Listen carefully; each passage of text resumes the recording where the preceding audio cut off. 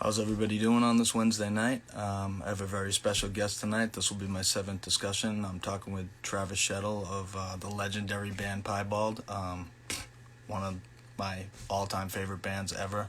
If you're from New England and you've gone to punk or hardcore shows, you know who Piebald is. Everybody loves them. Let's get him on right now.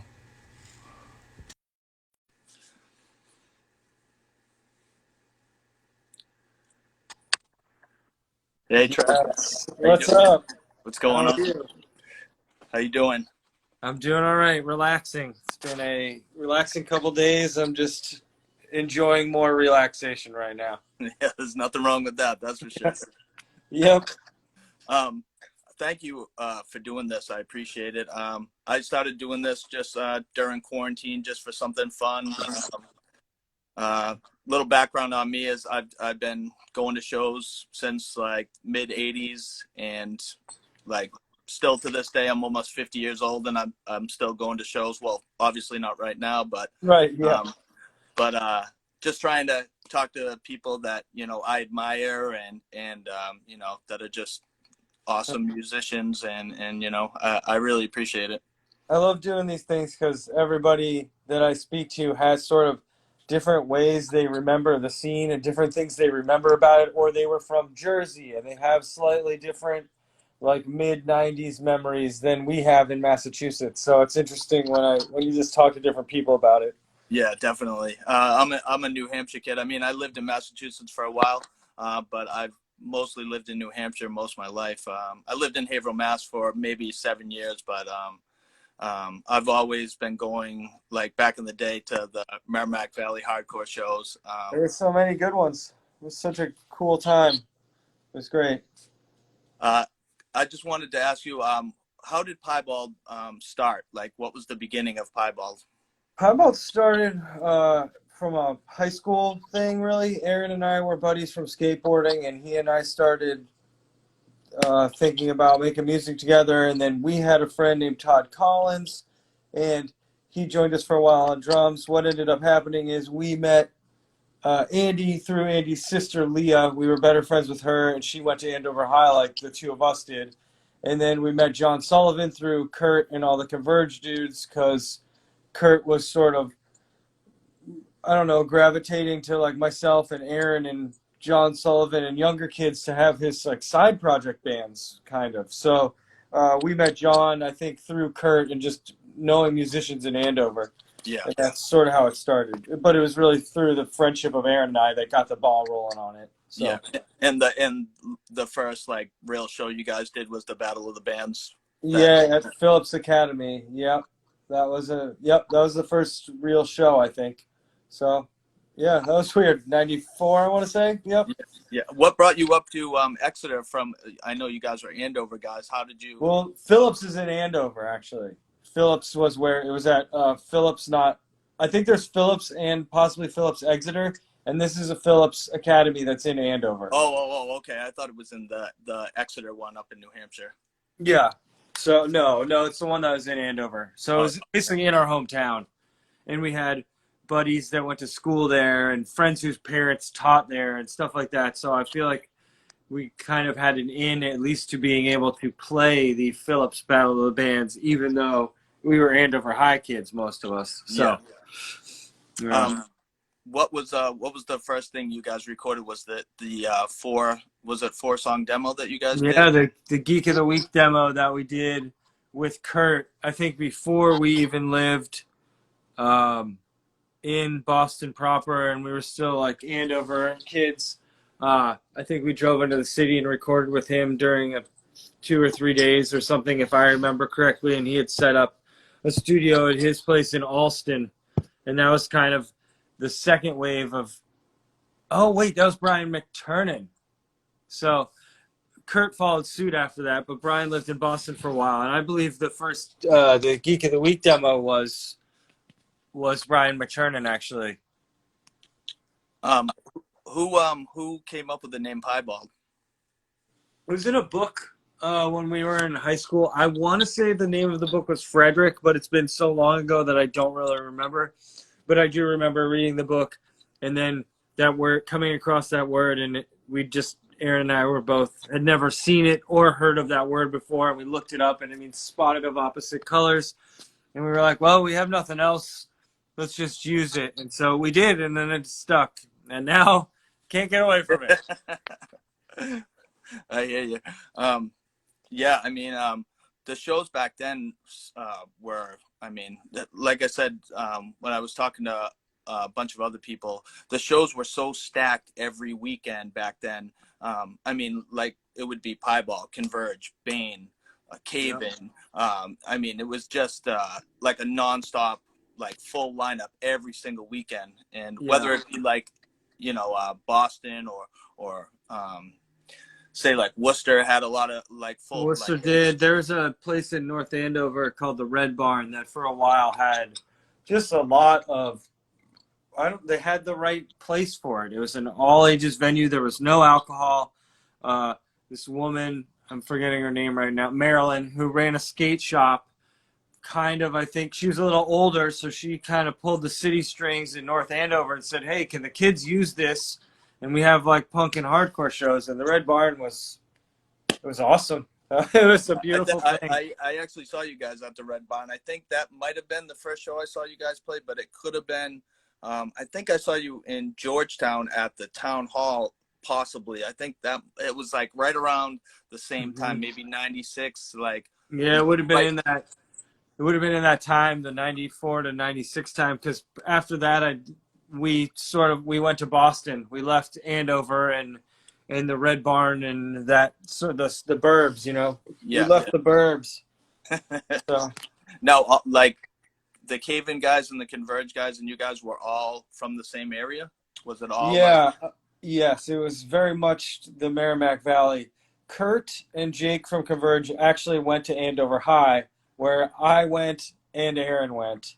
And then the Cave-In guys were all from Methuen, which it was like a 15-minute drive north of us. Yep. And so we just ended up being on the same bills and becoming buddies. And like I said, Kurt just wrote so much more music than the rest of us. And he was literally like, "Oh, I need a bass player for my side project, 7% Solution. And I have this other thing I want to do called Esther of Wood Rosin with Steve Brodsky." And so he would sort of, I don't know, like just pick friends / kids. They were a couple years younger to like be in his side project bands. And it was really amazing. And I think that really helped form a scene, though, because all of us became buddies because of Kurt and playing our first shows with this awesome group of people that went on to be, not wildly successful, but like have made some historical music that people care about. It's been really special. Yeah. Do you hear that a lot from just older fans, just, being real appreciative of like how long you guys have been in playing music and first starting kind of as like a hardcore band kind of, and then turning into, maturing and turning into something, like huge? I mean, definitely. I think now more than ever, what I hear for appreciation of the band is that kind of stuff. Like, I remember seeing you guys in this year, and this thing happened at the show, and I'll never forget it. Or, I even saw that you posted something that was the When Life Hands You Lemons cover, and somebody was like, "This is my favorite Piebald record." And that's not how everybody feels. But somebody who likes Piebald has like a favorite Piebald moment, or a favorite Piebald song, or a favorite Piebald album, or a favorite Piebald show that they went to. And I think those things still, it feels really cool when someone tells you a story from one of those times. Because I don't hear bad ones. They are usually really good, and it's really a positive thing. And I'm happy to hear that our music had anything to do with these awesome memories that people have, Yeah. Now, before you guys got into Piebald, were you like a metal kid? Were you like a rock and roll guy? Were you like punk? What were you listening to before you actually formed Piebald? We had a radio station called 101.7 WFNX, and it was alternative radio. And at that time, I remember to play things like the Pixies and Dinosaur Jr. and Screaming Trees, and The Cars. So it borderline, it went over into popular music, but it was definitely playing things that awakened my senses when I was in middle school, because I just never heard that music on the top 40 radio. Yeah. These were things, Elvis Costello, just stuff that I wouldn't have found myself probably, and that WFNX really was a catalyst to get me into like basically alternative music, or alternative rock. So yeah. And then when did it turn into like something heavier that That came with like meeting Kurt and him sort of taking us under his wing and being like, oh, we'd play shows and play with much heavier bands. And it was just something I hadn't experienced, where I was like, oh yeah, I love Dinosaur Jr. and he's ripping solos. And then you go to like this hardcore show where someone's like screaming bloody murder, and it's just so loud and so like immediate and in your face. And it really obviously kind of connected, you're like, ooh, this is new. This is different. So it just sucked us in.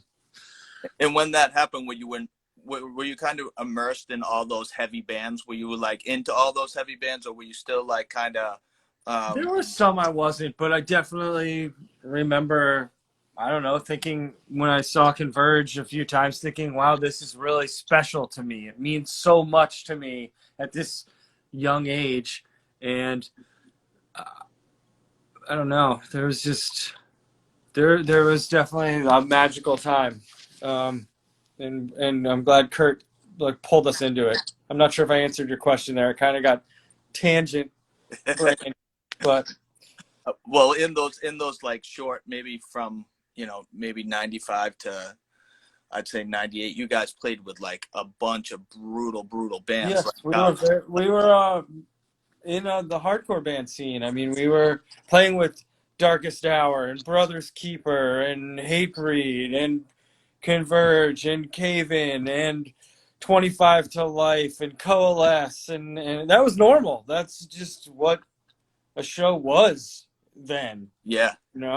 And everybody was like into you guys though. That's why it's like your crossover level, Piebald's crossover level. It's like I know a bunch of metalcore kids and screamo kids or whatever you want to call it. And when Piebald's name comes up, everybody, like, I've never heard one bad word about Piebald. Everybody's like, oh, I love that band. No matter like if it's the heaviest band or it's a rock band, they all like, which I think your crossover level is this. I've never seen it before in any. I appreciate that, because that means we're not really in a specific genre exactly. We're sort of, we put our feet over here in the punk rock thing, and we put our other foot in the hardcore thing, and then we absolutely have dipped our fingers into pop music. But like, I like that we're like we're a band's band. Yeah. Like, and I think that's a good thing. I definitely appreciate that.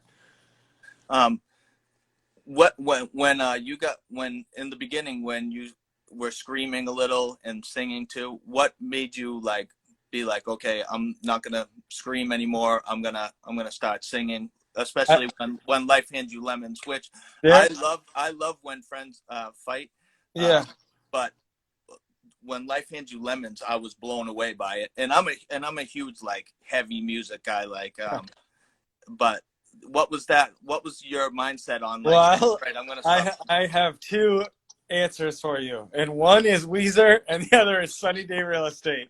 So those two bands, I heard them and I was like, oh my god, it could be heavy but also not be screaming. I suppose Fugazi also did it, but they still span that gap of being like an amorphous punk blob that you could never quite put your finger on. Yeah. But I feel like Weezer and Sunny Day, the first and second Weezer records and the first and second Sunny Day records just changed what I wanted to do musically. Absolutely. Hands down. In high school, when I heard those, I was like, oh, shit's over. I'm doing something different. So. And the other guys they didn't want to, like, there wasn't any friction between like doing that or no? No, I think we didn't quite know how to progress or grow in that way, and I'm glad it happened fairly naturally. But I'm also sure that we lost fans when we changed. Even then, it's looking back on it, you're like, wow, that was so long ago that it seems weird that that happens. But I'm sure some people are like, oh, I won't listen to any Piebald after Lemons. There's just people that must have uh, that feeling, you know. Yeah. So, um, but yeah, uh, Sunny Day, man. That Sunny Day in Weezer really changed the ball game. Where I was like, oh yes, heavy music, but Well, when I tapped into Piebald, like I was like a big I was brought up on heavy metal, and then I kind of turned to thrash metal, and then it went to like maybe like the New York straight edge hardcore stuff, well, and then it went to like metalcore, and then so I was into like moshing and doing yeah, that stuff, like in the mid to early '90s, and then the funny thing is I had got a sometimes friends fight CD, and I listened to it, and I was like, oh my god, this band is like different. Like I really like it, and I played the hell out of it. And then all my metalcore friends were kind of like, "Oh, you like Piebald? Like what?" Like, and I'm like, "I'm telling you, this stuff is." yeah. And then I saw you guys play, and I saw you guys a couple more times. And actually, I had the flyer for. I remember You vividly. have a Yeah, flyer collection. the one from Merrimack College. Yep.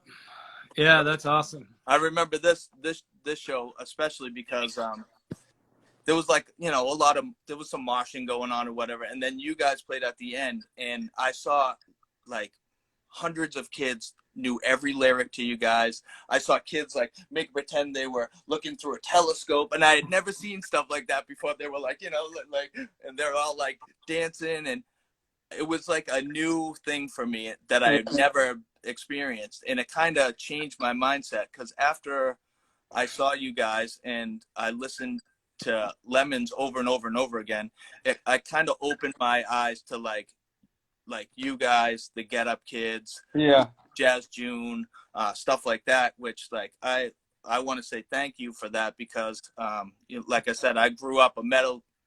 metalcore, metal like hardcore, and it's just it was something so different that it was like it was almost like catching lightning in a bottle for me. You know what I mean? Yeah. It was life changing for me in a musical sense. You know what I mean? Yep. Yeah. You like it. It's those awesome moments in the late teenage, early 20s years where you have these moments, or you hear an album and you're like, "Oh, I'm different now.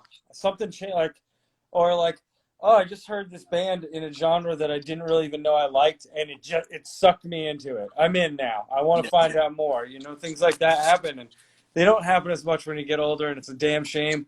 But you don't forget the ones that did happen to you when you were younger. Those are moments. yeah, definitely.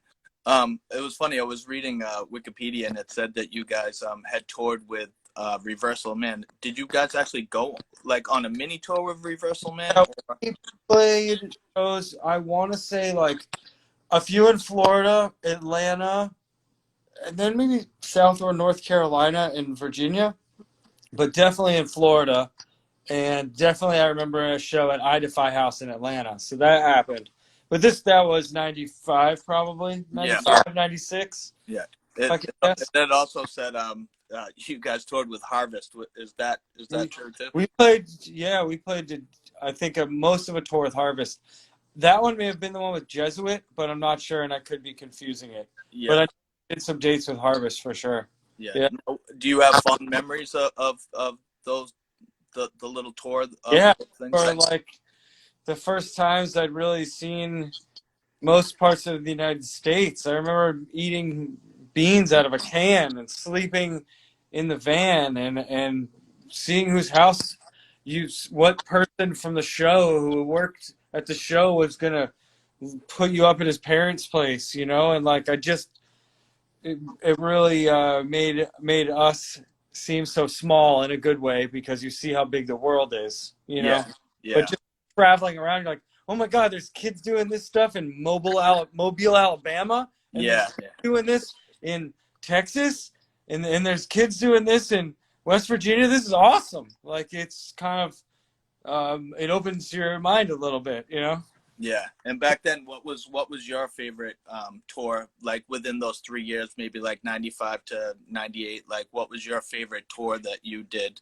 And with what band that It you was like? probably the East Coast Cave-In tour because that was really the first time we left New England, and it was with them, and it was just we just went up and down the East Coast, and I think our minds were blown and opened up to the pot. Like, oh my God, there's 30 people at this show. This is incredible.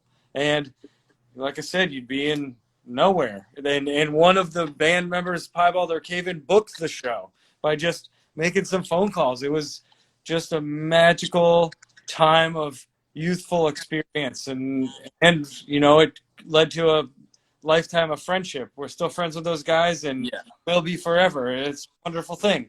So that was definitely, I'd say that tour was probably one of the, it was really our first tour ever, and it just kind of paved the way for our futures touring as musicians, you know? Yeah.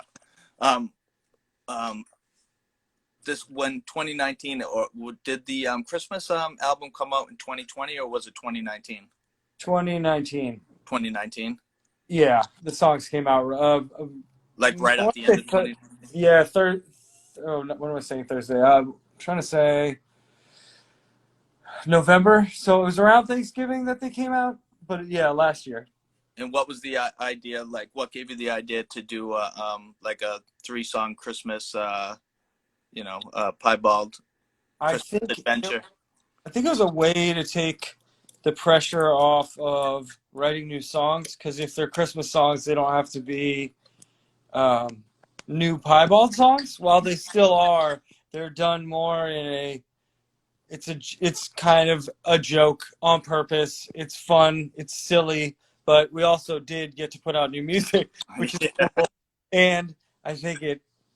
I don't know, had it maybe mentally paved the way for us to make more new music that isn't based on holiday songs. You know what I Yeah. mean? So Yeah. I think it kind of helped us open the door mentally thinking about writing new songs and making new music and recording stuff. So I think it hopefully just helps us get that ball rolling. I know. I was surprised with "Do Good Stuff." On the harder edge, I was like, whoa! Like when I heard it, I was like, oh, they're doing a little, a little heavier stuff right on this song. Yeah, I was figuring, you know, you got Santa's. There's got to be some heavy Christmas music out there. You know, there isn't really. So we needed to make it. Now, you in the future of Piebald, are you guys working on anything now, or like what's the status of Piebald right now? We have a lot of demos that I think we're not sure what to do with. We're not quite sure the future. I hope we get to put out another record. It would not be soon, probably, but I do hope that we will record and release more music. It took me a long time to get to say that, to feel comfortable with that, but I'm really feeling like I hope we get to do that. I hope it happens sometime before next year's over, but I guess these are strange times. But I do foresee Piebald releasing future music. I do. That's going to happen, I think. And with all this craziness that's going on in the world, are you missing playing live? Obviously, like I'm missing going to shows. It's killing me not to be able to Oh, yeah. go. Absolutely. This is both of my normal professions, which are bartending and playing music, are kind of shredded at this point. Yeah. So it's a very strange time. But yeah, we got so lucky that we got to do those dashboard dates in January and February because the government, or not really the government, but the nation kind of closed down right after that. Yeah. Yeah. So I'm so happy that we played shows at the end of last year and got to do those dates in February. We're really lucky to have done that, but yeah, what a strange year, and I definitely miss music. I miss getting together with the guys just to mess around for a weekend or have a one-off and hang out with them. I do. It's hard, and I know that for a lot of people, music and going to shows is your social life. That's how you are a social creature, a lot of us. So I'm sure for some people it's really mentally kind of difficult to do. Yeah, So yeah, definitely. One of my friends is a hip hop promoter, and his job is, nothing now. Like, and I feel for him because he was, shows were rolling and rolling and rolling, yeah, and all of a sudden, nothing now. And who knows how long it's going to be until some sort of normalcy, happens. yeah, Um, it's gonna be a while, I think, and I don't even think it's gonna be like we go through this door and everything's normal. I think it's gonna be these waves of okay, they open more stuff and this happens, and people's comfort level also is going to rise over time. yeah, Who's comfortable? Waves of people feeling less comfortable, more comfortable. I think the whole thing is going to. I hope it happens quickly, but I can't imagine how it's going to happen quickly. You yeah, know, yeah. so I think it's going to be strange to see how the rest of this year and next year unfolds. But man, I can't wait to play a show again. I'll tell you Yeah, what. I know it's been a weird thing because I was talking to my friend Brian on here, and he went to a Dinosaur Junior show, which was outside, but there was like they had chairs set up like literally like 20 feet away from each other, and there wasn't that many people. I think it was in Connecticut, and I think he I saw that. yeah, he posted a thing, and I was like, when he first posted it, I didn't think it was real. He's like, "Oh, I'm at a Dinosaur Junior show," and I was like, "Wait a second!" And then Yeah, you see a big field, and there's people just like spread out sporadically all over the field, and yeah. like I was like, I think venues are hurting now too. Oh yeah. Um, Yes, absolutely. there's a couple places in Boston that are hurting. I know I think it's Great Scott. Yeah, I've heard they are going to move to a new location, so I That's don't what think I it's heard. the end for Great Scott, but there's probably a lot of places that for their venue it is the end, and it's really sad because how can they be making money right now? The government should understand that entertainment needs to go on and it will come back. But if these venues are lost, it's going to be a lot harder for it to come back. So I really hope that the government sees the benefit in entertainment Yeah, me and too. helps to bail it out a little bit. Yeah, I know So, the Middle East was like trying to sell too for years and years and years, and yeah, I love that. I love that venue. yeah, me I too. always have loved it. That was Uh, like the Boston venue when I lived there. That was the place you'd want to be playing. It was the place you wanted to go to a show. It was awesome. yeah, yeah, Great venue. I I agree. Yeah, I just hope things come back to. Do you think basement shows will be a big thing when people finally? Because I mean, Yeah, probably. I mean, that's a way. It'll probably get even more sceney because people will be like, "No, you can't come, man. COVID, you're not masked up. We haven't seen you at any of the past 3 shows in this basement." You know, so maybe it'll get more. I don't know. I like the basement show idea. I think that's a good way to keep it in the household. yeah. Now, do you miss a good basement show or? Yeah, absolutely. Um, I'm trying to think. I actually, when I moved to New Orleans, I've seen some like living room shows, but I haven't seen a basement show since the '90s, probably. Yeah. Maybe early 2000s. Do you have any like one good memory of a good piebald basement show back in the day, or? Yeah, when we played, I remember playing DC, and we played with Rye Coalition and some other bands. And our drummer John at the time was so tired he was sleeping on the first floor, and there is just it's so loud in this basement, and he's just asleep, basically right above it, and it was very impressive. But I remember thinking, this is an awesomely weird show to Yeah, be staying at the house where it's happening underneath me in DC, and I'm watching Rye Coalition. It was wild. It was yeah. awesome. Did you guys ever play a lot of basement shows up in New England, or? Yeah, that was often a place where like if the venue either closed or bailed for some reason on the show, Yeah, somebody would finagle a way to do the show in their parents' basement. yeah, Some parent is out of town, some parent doesn't care, like some will figure out something. yeah, yeah. Can't make the show happen, you know. I know. So People don't like really understand the struggle. I used to set up shows too, and literally back in the day, it was like I was saying to a bunch of other people that I had to literally write letters to people that were out of state. You know what I mean? And was like, hey, do you Yeah. want to play the show? In just by Yep. mail alone or AOL Messenger. I would try to get their name on AOL in hope that they had something.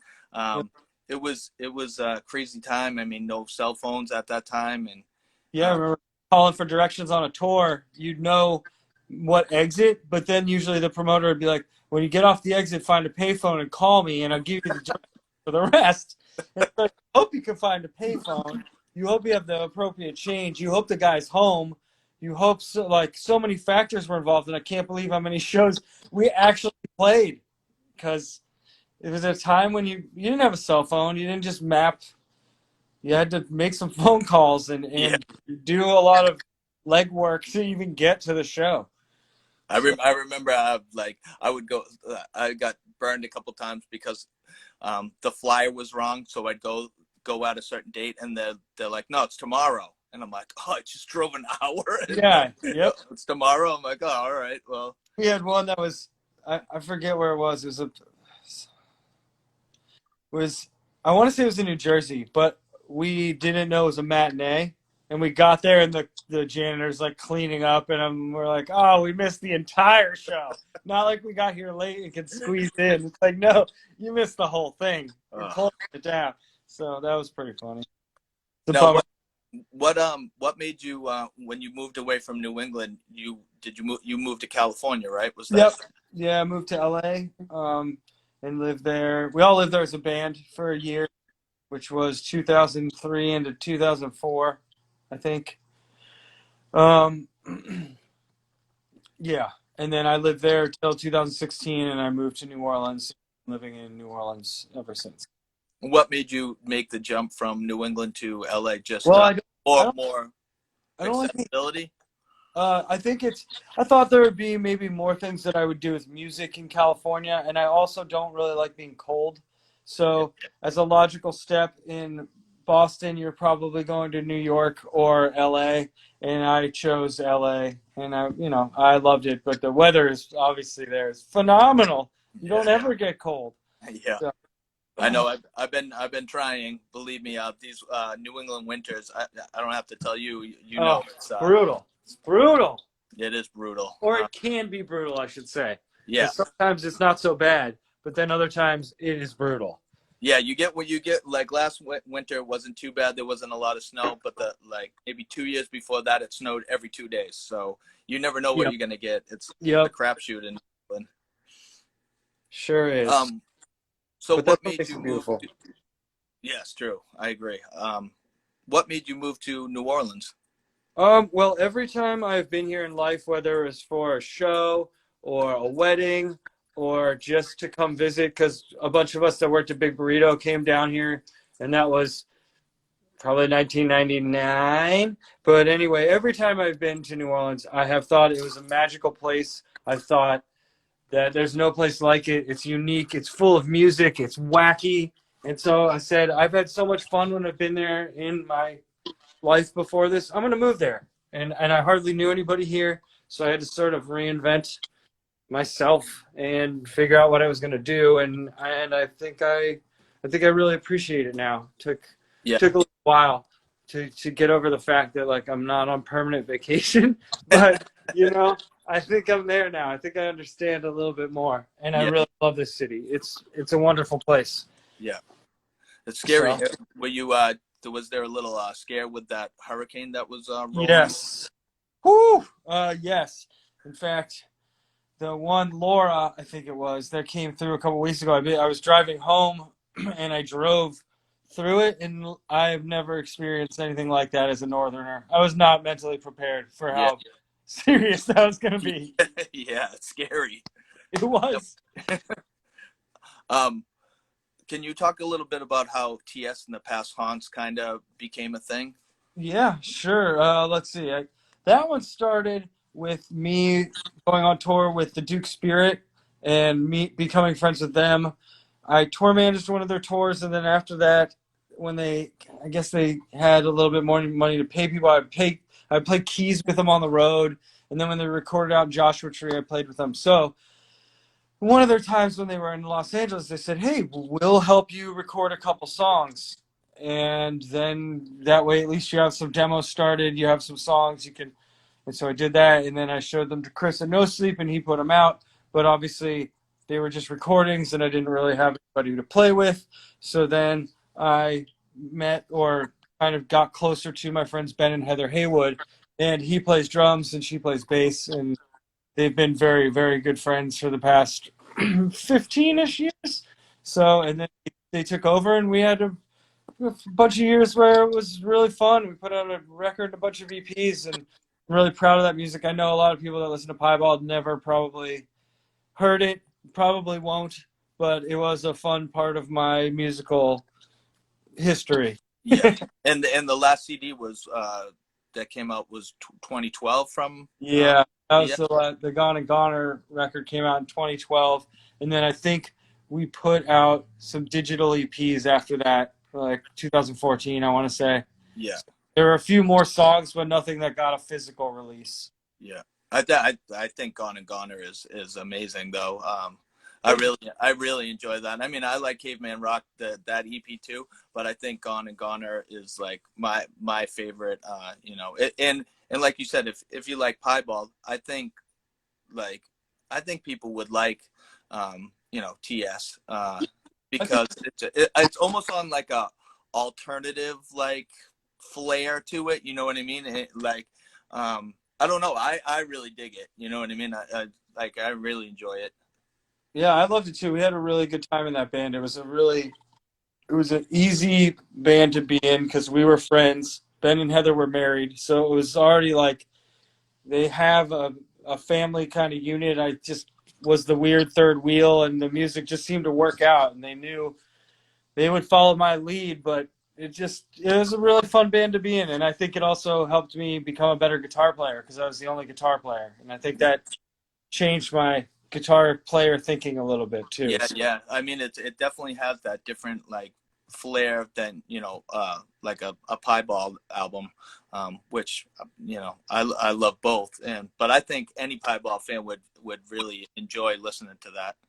Um, and the hunting accident also, I'd like to talk about that. How did that come about? I know Aaron. Aaron had his buddy Nate, who was in a sub pop band called Arlo, and Nate wanted to make music. Aaron and Nate worked together, and then they drafted me, and I played bass for a little while. I played keys, and then I ended up playing guitar at the end. But that was a really fun band too. Nate wrote some really catchy songs, and Aaron wrote a couple, and like that. It was really fun while it lasted. The shows were fun. Nate was a quirky front man. That was a good time. We put And out a what? couple records. Yeah, what came out actually We from? put out a 6-song 10-inch, and then a 4-song 7-inch, and I want to say there was something else too, but I don't think it came out physically. So, but yeah, that was a really fun little project there. Now, are you're the only one that lives in New Orleans with the Piebald guys? Where's everybody else at now? Luke lives in Ludlow, Mass. Andy lives in Medford, Mass. And Aaron is in Pelham, New Hampshire. Nice. Yep. So everybody else is in New England. Yeah. So when you guys like make new songs, is it kind of you send them something and they do they get together and play a little bit and then you like what's the process? They have gotten together and played a little bit. That doesn't happen very often. The process is pretty much what you said. It'd be like if Aaron has a song, he'll probably do a quick guitar track on GarageBand and then share it with the rest of us. That's what I'll do. And I'll probably put 2 guitars and just a click behind it so you know kind of timing. And if I have a vocal line, I'll throw it on top. Usually that comes later. And if I'm satisfied playing the guitar part, like I like the guitar part enough, I'm willing to move on and know that I will be able to figure out vocally what's going to happen. But once I have a guitar part, I'll share it with everybody, give them a tempo, and then everybody kind of just drops their things into place, and then they get edited when we all get together and really play the songs. Yeah, yeah, That's how it's been working the past 6 months, quarantine time. Just that way we can still write stuff, we can still share ideas, even if the song isn't what it's gonna really sound like in the end. yeah, yeah. How many songs do you guys have like set right now? Is it just like I would say we have 14, but 3 or 4 of them are not done, and the other ones will still change and get edited. But there are 14 that are like in pretty good shape right now. nice? And Yeah. and you're just holding on to them until you guys figure out kind of what where to put it out, or Yeah, I think we have to ask ourselves a lot of questions here. I think it's who do we want to record with? How are we going to get that to happen? What who should we talk to label wise? I think we have yeah, who's going to produce it cuz we could try to do something like a Paul Coldry again, but even Aaron was here a few weeks ago and he was learning the new songs, and we were talking like, why don't we talk to Kurt about trying to record yeah. with Kurt? I Because was I just feel gonna like say that. I was just gonna say he that. would probably, and I was like, why can't we talk to Steve Albini? Maybe he won't do it, but why can't we talk to him? Like, Yeah, yeah, so I'm trying to now have all of us, well, especially me, think outside the box on producers, or maybe not even outside the box, just be thinking about it, because that's yeah, sort of one of the next steps is like, who do we want to track these songs with once we get, I feel like I want to have 20 songs that are done before, that are physically feel written, feel completed before we get into the studio. I don't yeah, know if that'll happen, but that would make me feel really confident that we would put out a good record if we have so many options. yeah, yeah. Definitely. That being said, I don't really know how all this is gonna really work Yeah, out, I know it's but kind of touch and go right now. That's yeah, but I sure hope we get to make another record. I don't know if it'll be this year or next year, but I hope in the nearish future that will happen. yeah. And there's no plans of you guys ending, right? Because I mean, I think it's amazing. Like your longevity is something to behold. You know what I mean? It's incredible that you guys have been around so long and still love playing with each other, and the Piebald fans love like all the stuff you guys put out. You know what I mean? Yeah, we're very lucky. I think we realize that all the time, that we're lucky that we get to keep playing, that people want to come see us, that a band like Dashboard Confessional wants to take us out on the road and is a fan himself and tells us that. And like, yeah, it's I can't believe the impression that we've had on people and how it's lasted and how some people really care about the music we've made. It's amazing. Yeah, yeah, definitely. And it's funny that you said that like everybody has a different favorite album, you know what I mean? It's like when that person commented when I posted that Lemons is my favorite by Yeah. far.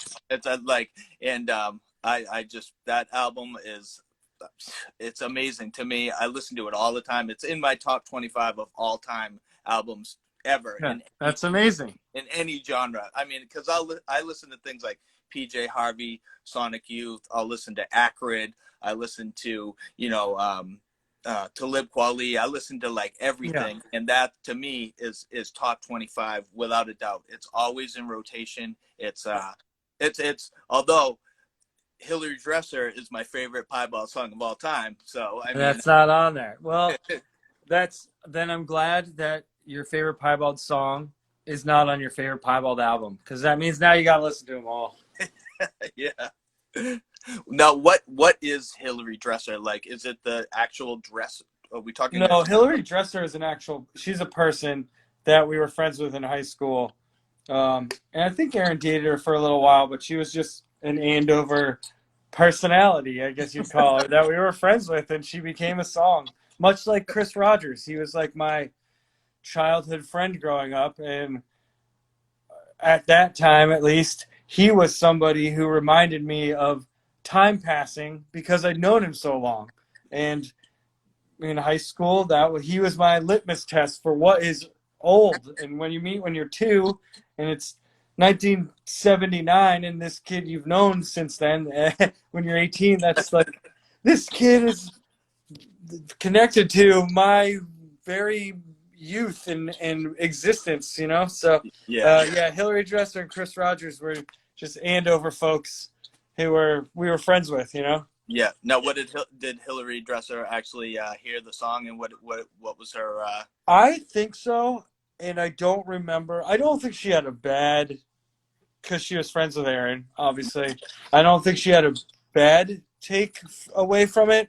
Um, but I don't really remember what her what she did, what her response was. Yeah, yeah.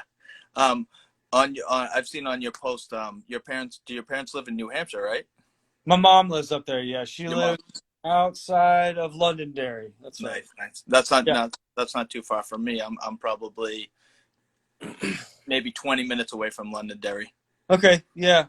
She likes it. She's in some retirement community over there where they like, shovel her driveway and stuff and take care of her plants.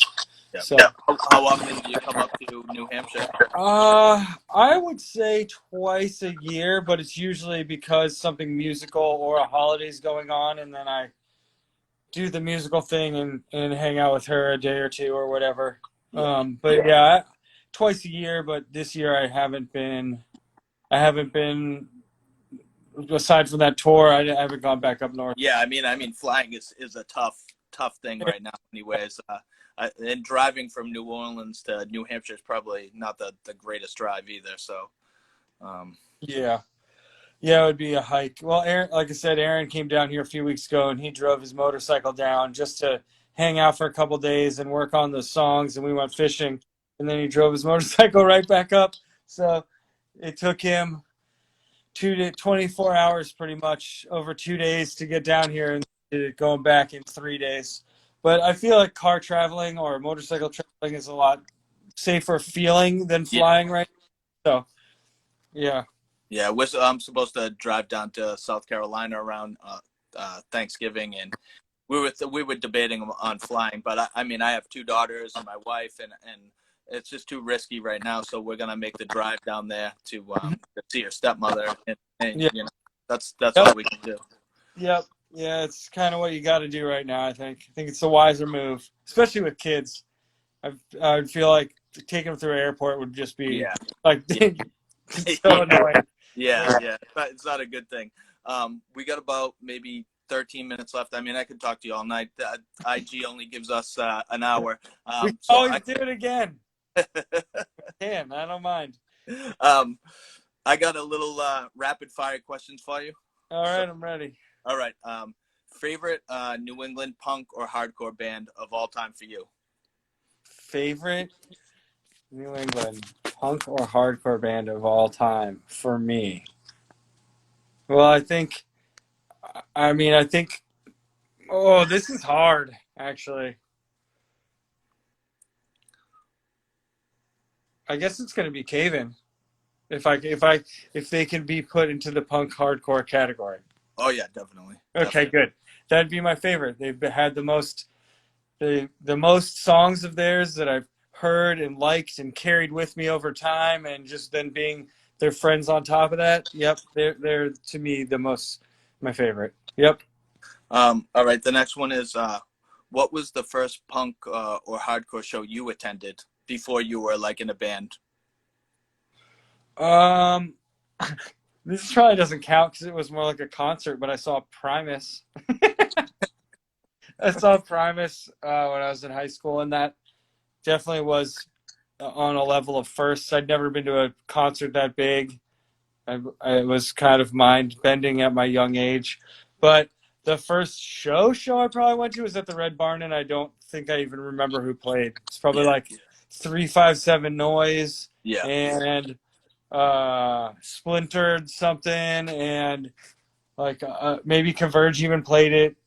I really don't remember, but those bands all would have played a show I've seen at the Red Barn. That's for yeah, sure. yeah, yeah. Where was that Primus show at? Where was it? It was in Boston, the Orpheum. Orpheum. Yeah, Orpheum used to have some good shows. It it was weird. did. I've seen like the weirdest shows there. I've seen like Sonic Youth there, and I've seen Celtic Frost and Megadeth there. It's like Yeah. it's like always like a weird, you know what I mean? I saw PJ Harvey there, and then I think I saw Exodus and Warlock there.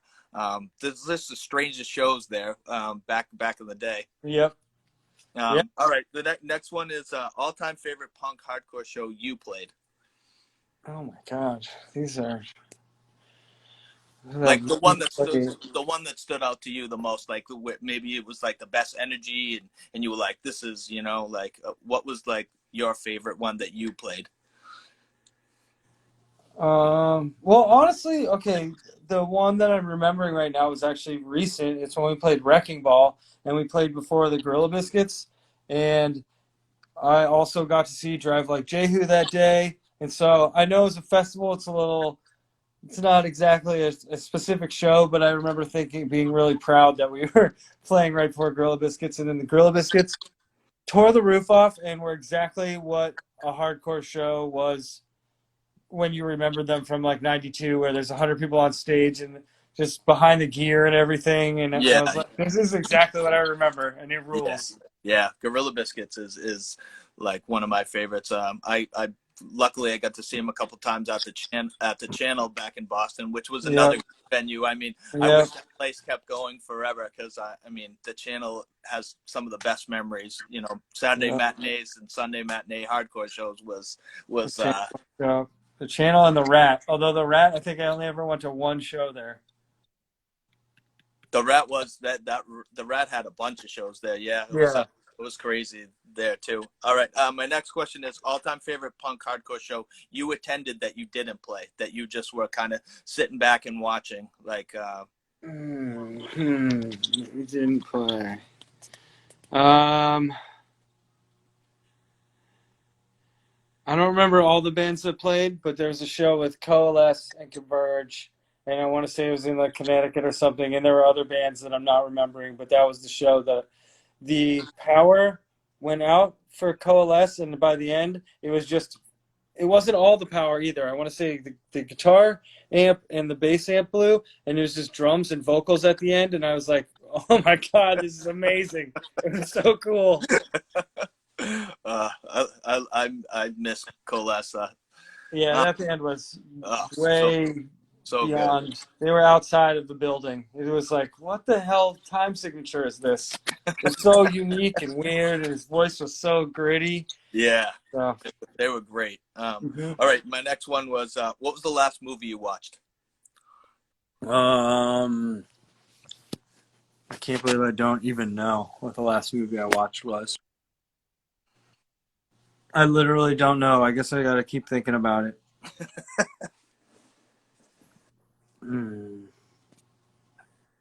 It was probably one of those crappy 70s horror movies that I like to watch, but I don't remember the name. Yeah. Somebody just said favorite newcomer hardcore punk bands that you listen to now, like new stuff. Somebody is commenting. Idols are blowing my face off lately. They are this kind of like political punk British band. I'm really digging them. There's a band called Proto Martyr. I'm enjoying them. Trying to think of what else I've heard that's new. Those two have been kind of my go-to modern listens, because I feel like right now is definitely a time where there can be interesting punk music because there's a lot to talk about, and I feel like this is a time for punk bands to shine because there's just a lot to be angry about, you know. Yeah, but Idols have been the one. They have a hold on. I'm gonna go grab the record. It's called Ultra Mono, and I think it's phenomenal. It's a great angry record. Hold on, this one. It looks like this. Oh, nice. I'll have to check that out. I haven't heard it yet.